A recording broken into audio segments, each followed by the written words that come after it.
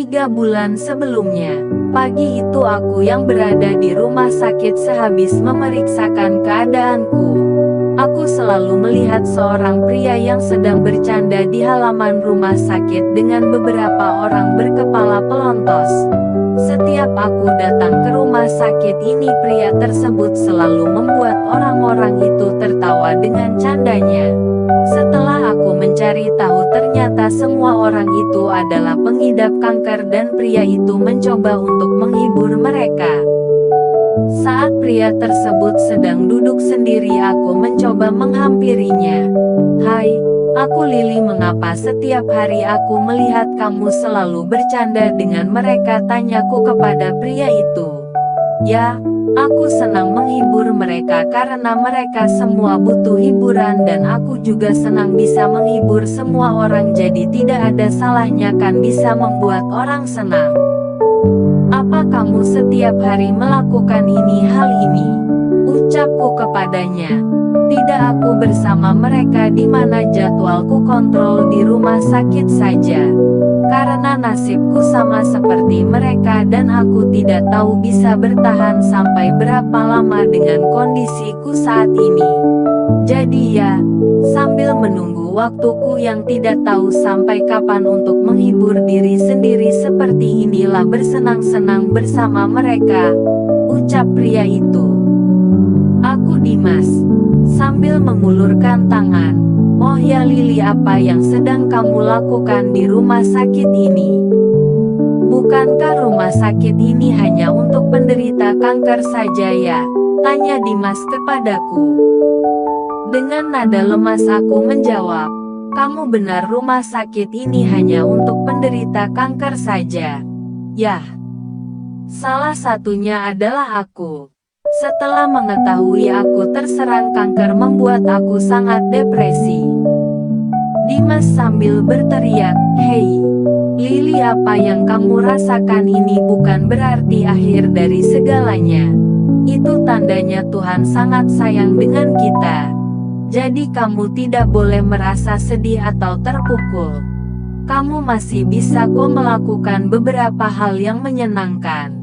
Coba kamu lihat aku saja masih bisa melakukan banyak hal, contohnya kita bisa bermain bersama orang-orang yang kita sayangi dan bercanda dengan mereka yang bernasib sama seperti kita. Kamu tidak sendiri Lily." Mendengar ucapan Dimas barusan seketika membuat perasaan ini sedikit lebih tenang. Aku sangat kagum dengan dirinya itu. Di saat keadaan Dimas yang seperti ini, ia masih bisa menyemangati orang banyak, bahkan aku tahu kalau dia juga butuh semangat dan support. Kamu benar Dimas, aku tidak boleh kalah dengan penyakit ini. Aku juga masih bisa melakukan banyak hal yang belum pernah aku lakukan. Maukah kamu menemaniku Dimas? Dimas terkejut. "Hah, maksudnya seperti apa itu Lily?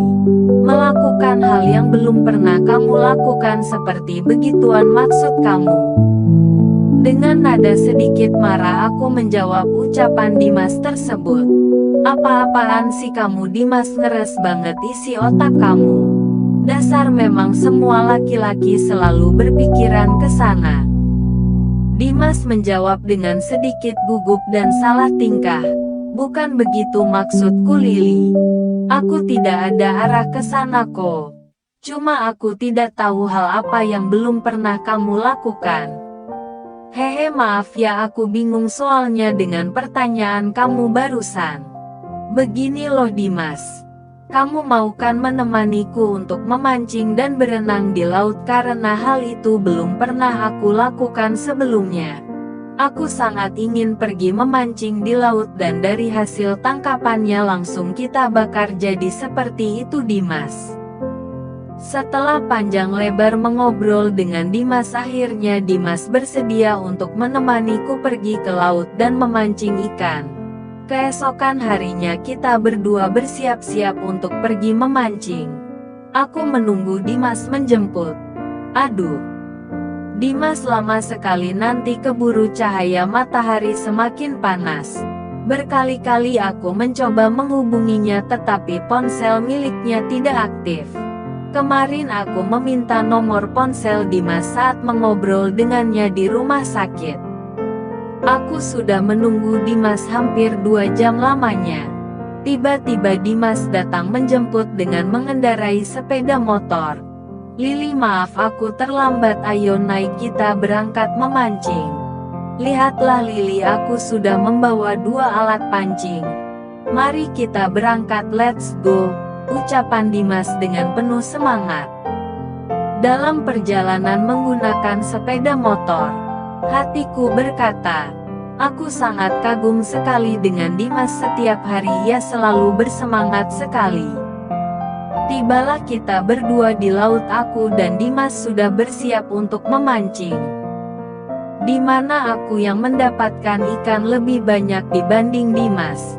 Ia tak mau kalah dariku sampai-sampai Dimas tercebur karena pancingan miliknya terseret oleh ikan yang cukup besar. Aku tertawa melihat Dimas yang tercebur karena saat Dimas berdiri di kepalanya penuh dengan rumput laut dan kepiting kecil. Saat lagi asik menertawakan Dimas, tanpa aku sadari pancingan milikku juga disambar oleh ikan besar. Sehingga aku pun juga terjatuh dan tercebur ke dalam air. Tidak terasa matahari akan terbenam yang menandakan malam segera tiba. Dari semua hasil tangkapanku dan Dimas, semua ikan-ikan tersebut sudah habis kita makan dan membakarnya. Dimas, terima kasih untuk hari ini, aku sangat senang bisa memancing di laut bersama kamu. Kita pulang yuk Dimas. Karena hari sudah semakin malam. Lili, sebentar, panggil Dimas kepadaku. Lili, apa kamu mau menjadi kekasihku di sisa-sisa hidupku ini? Hahaha, sedikit terkejut, apa kamu yakin Dimas? Kita baru saling mengenal loh, bagaimana bisa kamu secepat ini jatuh cinta kepadaku? Kamu tahu kan Dimas, aku penderita kanker, jadi paling hidupku juga tidak lama lagi. Kamu jangan bercanda seperti ini Dimas, tidak lucu tahu. Dengan nada tegas Dimas berkata, aku tidak bercanda Lili. Aku juga tidak tahu dengan perasaan ini. Tiba-tiba datang dengan sendirinya dan dari mana asalnya aku juga tidak tahu. Jujur Lili, saat pertama kali aku berbicara denganmu di rumah sakit, aku sudah merasakan kenyamanan, bahkan sampai hari ini saja aku masih terbayang-bayang kamu Lili. Menarik nafas, ya sudahlah Dimas, kita jalani saja. Kita tidak tahu nanti ke depannya seperti apa. Entah aku yang pergi terlebih dahulu dan bisa juga kamu. Kita hanya menunggu waktu di antara kita berdua siapa yang akan pergi. Tapi kamu janji ya Dimas, kita harus menghabiskan waktu bersama dengan penuh kesenangan dan tidak ada marahan atau ngambek ya. Mana sini kelingking kamu, taruh di kelingkingku. Di mana malam ini menjadi saksi antara aku dan Dimas untuk menjalin suatu hubungan. Nyanyian ombak yang begitu merdu ditambah tarian dari angin laut membuat malam ini serasa begitu romantis, rasanya aku tidak ingin berpisah dengannya. Aku juga selama ini sudah memperhatikan Dimas saat berada di rumah sakit. Aku begitu kagum pada dirinya. Setelah Dimas mengantarku pulang ke rumah, aku memperkenalkan Dimas dengan kedua orang tuaku. Mereka menyetujui hubungan ini karena aku sering menceritakan tentang Dimas kepada orang tuaku. Obrolan Papa dan Dimas juga sangat nyambung, terdengar suara tertawa Papa saat berbincang dengan Dimas. Tak terasa sudah 3 minggu aku menjalani hubungan dengan Dimas. Di setiap harinya kita menghabiskan waktu dengan penuh kebahagiaan dan berjalan-jalan bersama. Aku merasakan kalau aku dan Dimas adalah pasangan yang paling bahagia. Kita berdua pun tidak lagi memikirkan penyakit yang kita derita selama ini. Karena aku dan Dimas juga tidak pernah membahas terkait penyakit yang sama-sama kita derita. Seolah-olah itu tidak ada.